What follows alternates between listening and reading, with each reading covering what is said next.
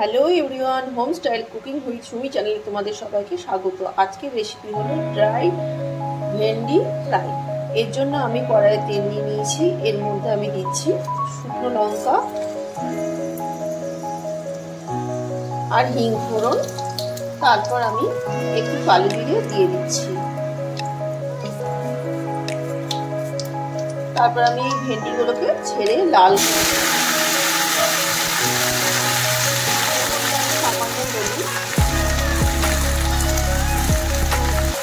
আর নুন অ্যাড করছি। ভেন্ডিটা আমার অল্প ভাজা হয়ে এসছে। এরপর আমি কুচানো পেঁয়াজ দিলাম। তারপর আমি নুন আর স্বাদ অনুসারে চিনি যোগ করছি। এটাকে আমি নেড়ে নেব। ভেন্ডিটা আমার ভাজা হয়ে এসছে। এরপর আমি টক দই আর রসুন আর লঙ্কাটা ওর মধ্যে দিয়ে দিলাম আর সামান্য কসুরি মেথি অ্যাড করছি। এটা আমি একটু 5 মিনিট ভাজতে থাকছি।